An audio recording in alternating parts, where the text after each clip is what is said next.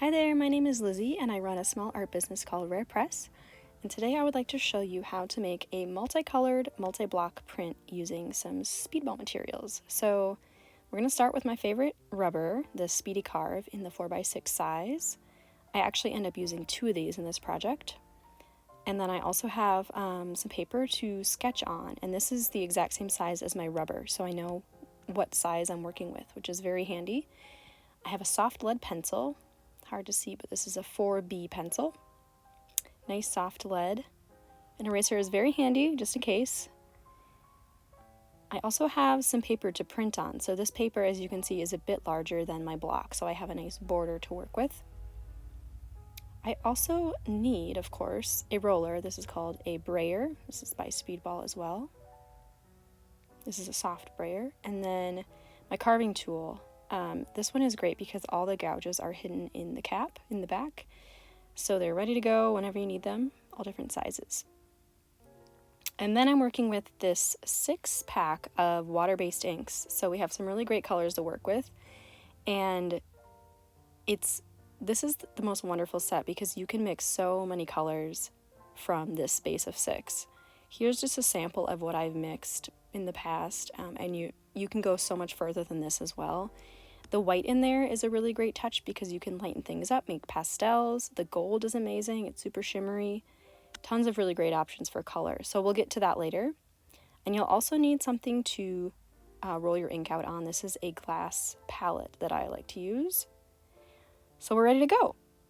So I'm going to start by sketching my image on my paper. Like I said, it's the same size as my rubber, so I know exactly what I'm working with.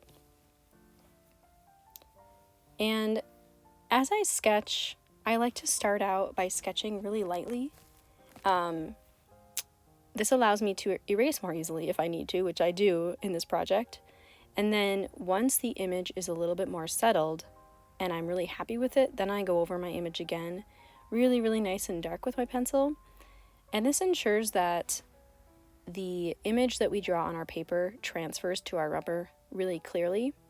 And it just makes us have a much clearer image from which to carve, which is always a good thing. So I like to start light and then darken as I'm certain that I'm happy with my image. And like I mentioned at the beginning, this is going to be a multi-block print. So in this particular image here, I'm going to have this person's face and hair as one block, and then this sort of sprig of leaves will be block number 2. Then I'm also going to have a little sort of circular sun block in the corner. So it'll be 3 separate blocks, 3 separate colors, and it's kind of going to be layered. So you can see that the leaves will go on top of the person. And we'll get to the printing portion later, but for now I'm just sketching my image, deciding the placement of things, and then once I'm really satisfied, I go over it a lot darker.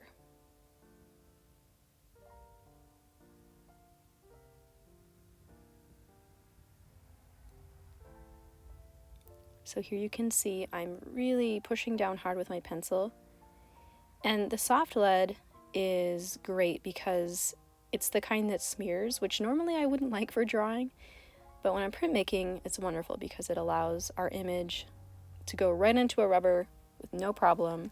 It's super clear, and it works really well.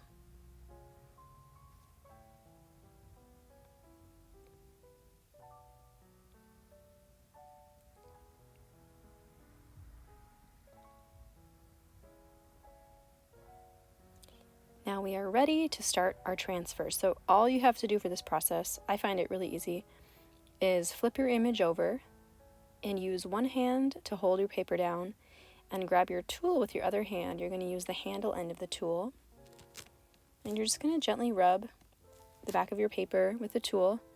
You can kind of peel up the paper from time to time to make sure the image is transferring properly. This is one thing that I really love about the Speedy Carve rubber, is that it takes to your image so well. This is something that really isn't that functional if you're using linoleum, for example. It just works so well with the rubber. That's why I love it. You can see it's transferring really well.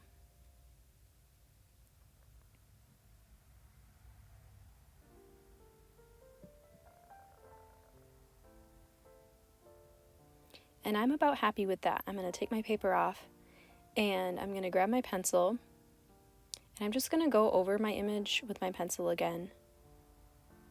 The rubber should take to your soft lead really, really well, very smooth.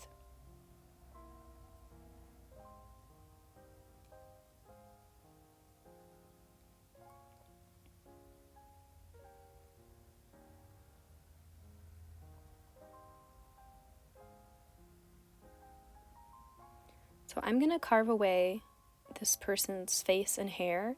I'm going to carve that as my block number 1, and then I will do the sun and the leaves as the following blocks. So right now I'm just carving out the face and the hair, and then the leaves will be next, and the sun will be after that.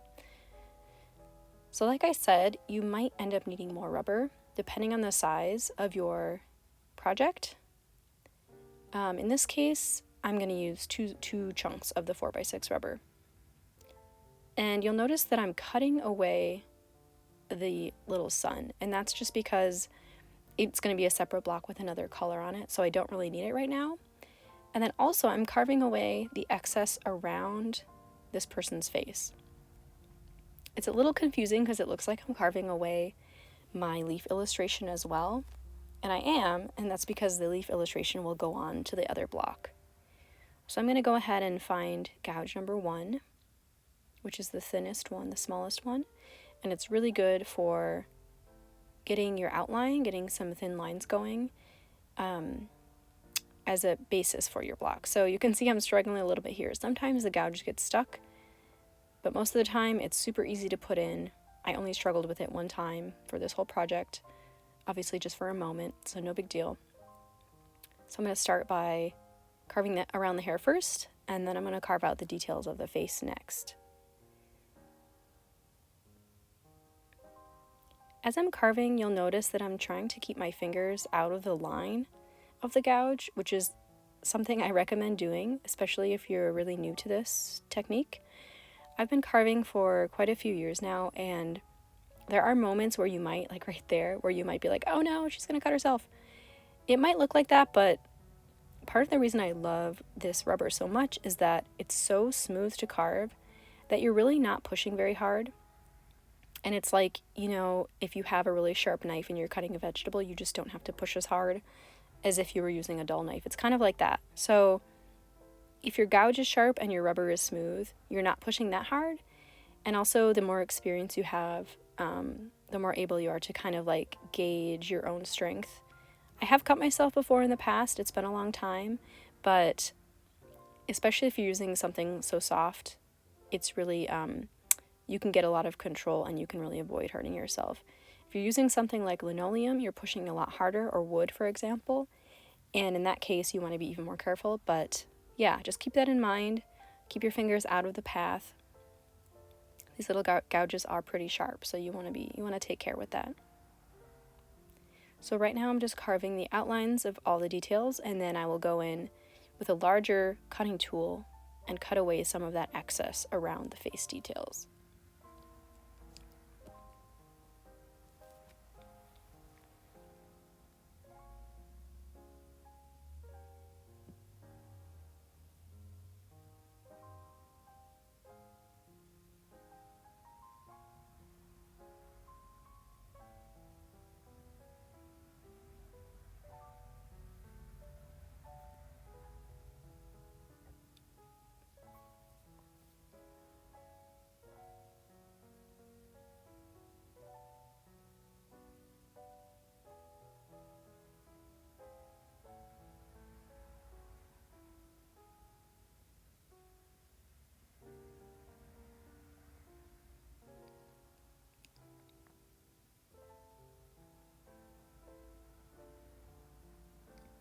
Alright, I'm getting out gouge number 5, which is the largest one in this set, and it's great for carving away bigger areas. I think it's my favorite gouge out of the set. I find it very satisfying.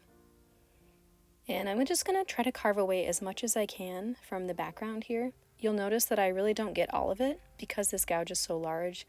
You can't really get into all those little tiny corners and edges, but I like the feeling of getting these big chunks out of the way first before I go in again with the smaller gouge.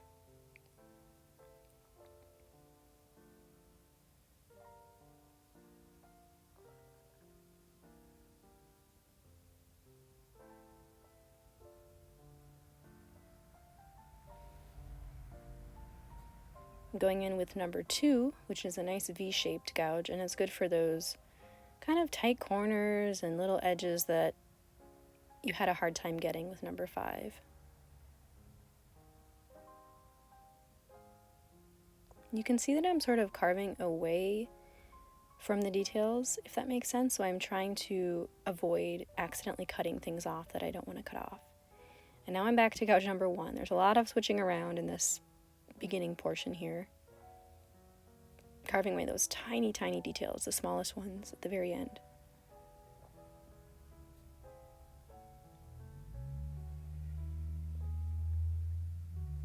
I'm using my cutting tool to cut away some of this excess. If you have an X-Acto knife, you can use that. Scissors also work well with Speedy Carve, which is great.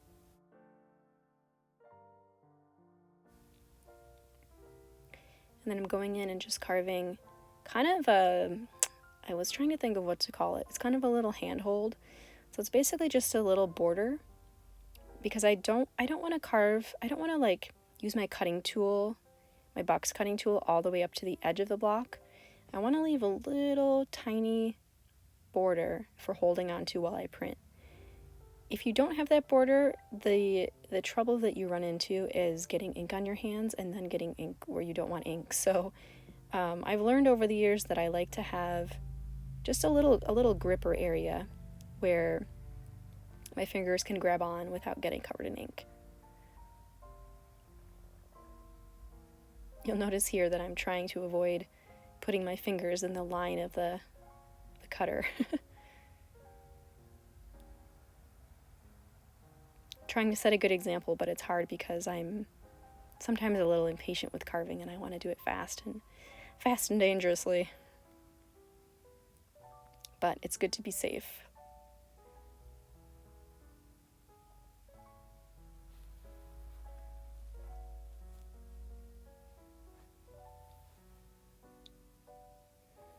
All right, I'm ready to go. You can see I have a little edge there to grab onto.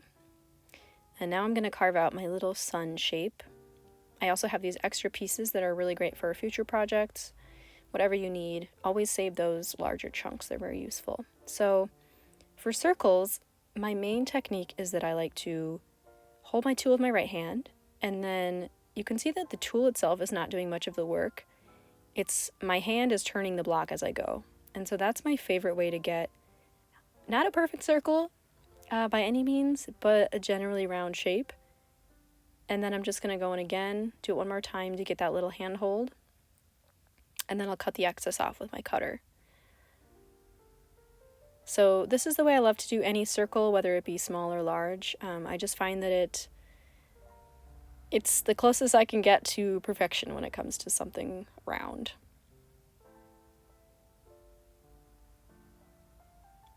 And if you don't have a cutter like this, an X-Acto knife or anything, I'm going to show you a trick in a little bit that I recently learned about that's very, very useful. So keep an eye out for that.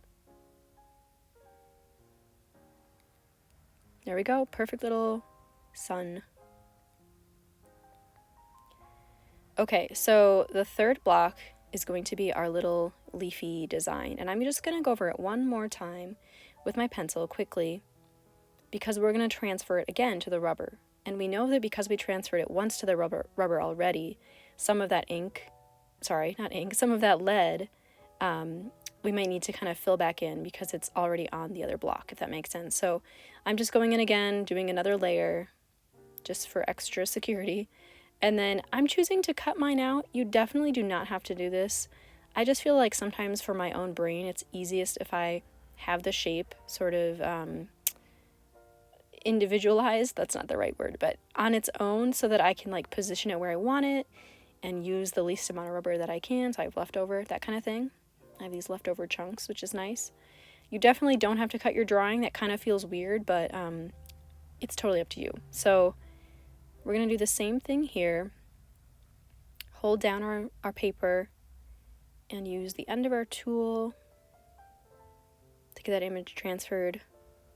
You can peek up at it if you want.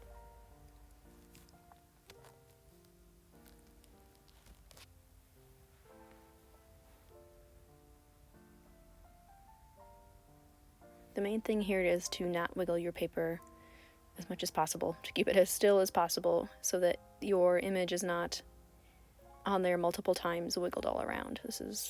That can happen pretty easily, so you just have to keep it as tight in as possible, not wiggle it. So again, I'm going over my drawing. A lot of steps in this one. You don't have to do this, but it's like these lines are your guidelines for carving.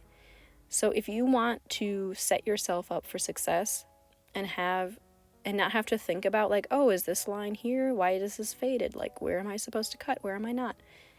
Having the guidelines as dark as possible, as clear as possible is really a nice thing, but you don't have to. It's just an option. I'm going in with, I think this is the number 2 or number 3 gouge. It's like the V shape, nice and thick. I'm just going to do a simple outline for everything. And then when I'm at this point, I'm thinking about positive and negative. So I'm thinking, do I want my leaves to be filled in with ink and then the little line in the middle to be cut out? Do I want the leaves to be sort of empty, quote unquote, without ink, and then the line to be inked, if that makes sense? So you're thinking about how you want your stamp, your block to read once it's on the paper. And it's something I struggle with sometimes, the positive versus negative, because it's hard for my brain to really picture it, but you'll see that I end up doing this one with the leaves themselves. I end up going with a light green, and so the leaves are green, and then the line through the middle of each leaf is cut away, so it's white, it's uninked. But you can do it the other way too. You can do it however you would like. You can do some positive, some negative. It really just depends on your preference for how you want your final image to look. I love these close-up carving shots. They're so fun. One more leaf, little baby leaf.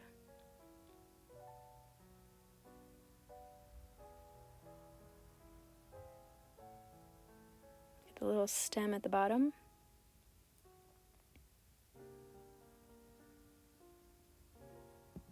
Then I'm going in and just carving away the inside of each leaf, a little tiny scrape. The great thing about these tools is that you can vary your line thickness based on how hard you're pushing down or how like deep you're scooping. So the outlines on this one are really quite thick, but then when I'm going into the middle of the leaf, I'm not pushing as hard and they're quite thin. So you can, if you have a little scrap of rubber you want to test on, you can test out kind of doing a really light, tiny, thin line with a tool and then going much deeper if you want. I love that variety you can achieve. And now I'm going out with my outline, going around, cutting everything out. Feel free to fast forward if you do not want to watch me carving this thing out. I know it's a bit tedious, but some people like to watch the process. Some don't, that's totally fine. Okay, I've got my giant box cutter here. Chop, chop. These will be used in the future for other projects.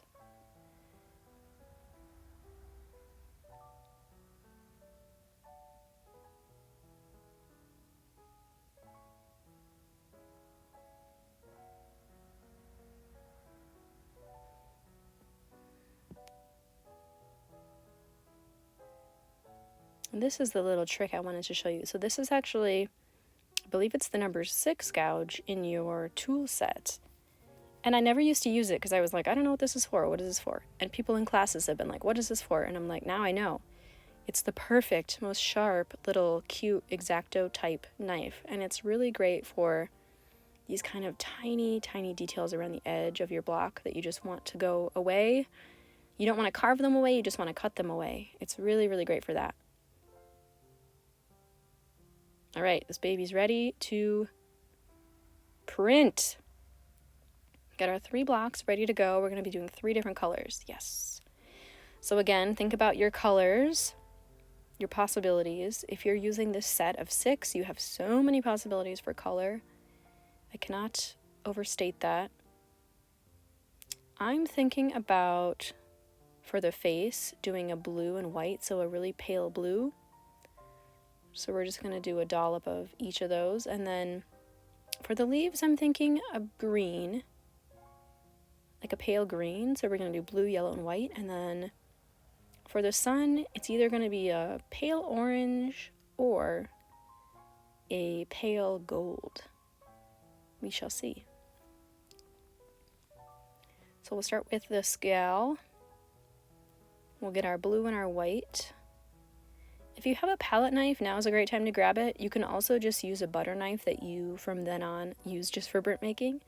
I have several butter knives that I like to use, but this palette knife is also really, really nice. Makes things really easy to mix. I love an up-close mixing shot. I just love the variety of colors you can achieve. If you do one more dash of blue in this, you can get a really beautiful blue that's quite a bit different than the one I have here. If you added a dash of yellow, it's different. A dash of red, you get a nice purple. It's just like, the possibilities really are endless, and I just love that. Mixing colors is one of my favorite things. So this is about ready to go. We got our brayer here. I believe this is the 2-inch brayer from Speedball, the soft rubber brayer. And you want a nice sort of Velcro-y sound to happen here. You want it to be not too wet, not too dry. It's kind of a trial and error process. Should look nice and shiny. This is one of my favorite parts, is inking up the block for the first time. I love it so much. I love that blue too. It turned out just how I wanted it. And you'll notice that I have that little edge that I created around the block, and that's great for grabbing. I'm not getting any ink on my hands. I'm just touching the edges, and that is exactly how I want it. Place it down. I'm gonna grab a Baron here, and this is totally optional. It's just a pusher downer tool made by Speedball. You can find them by other brands as well, but it just gives you a nice even coverage, but you can absolutely just use your hands and fingers here to push down the image as well. Totally optional. We're gonna reveal it. Eep. Here she comes. Oh yeah, blue-haired gal.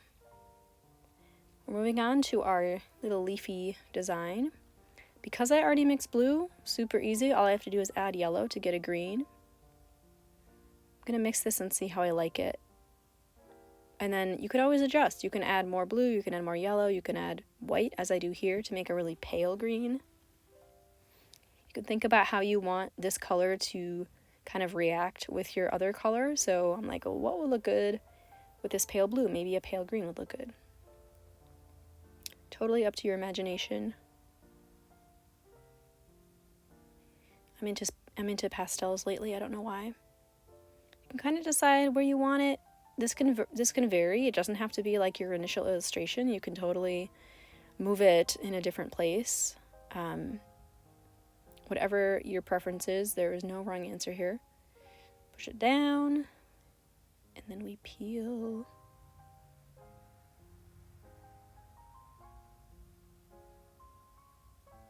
Ta-da! I think that looks so cool. Now, on to our little mini sun. I'm going to go with the gold and white because I think that sounds really fun. And it'll have a little bit of shimmer to it. Look at that pretty color. It's very autumnal. I kind of like that. It's like the current season, the very, very end of summer, beginning of fall. And you still have greenery outside, but then the sun is like this, you know, the sunset can be so golden and pretty and fall-like. So here is our first test print of this multi-colored, multi-block print. I really like it. However, I'm not sure how I feel about this.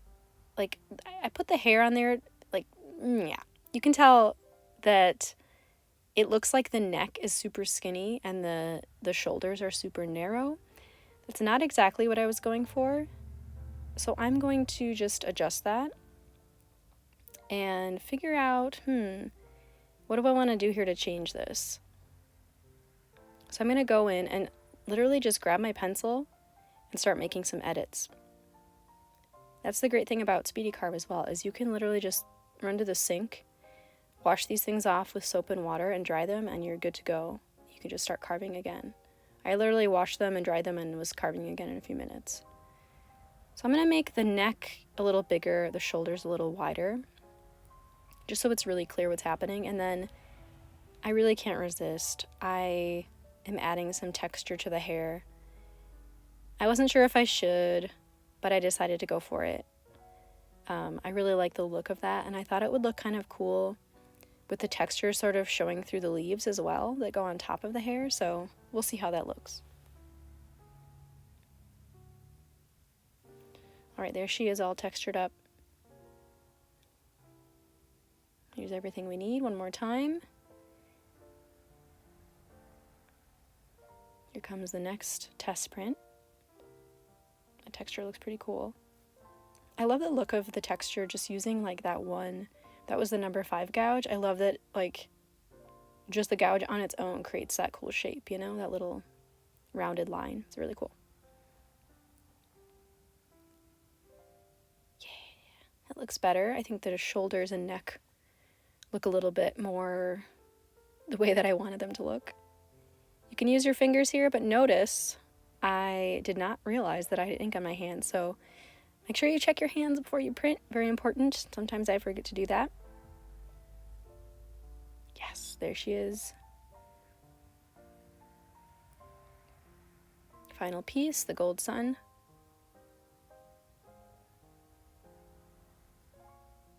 There we are.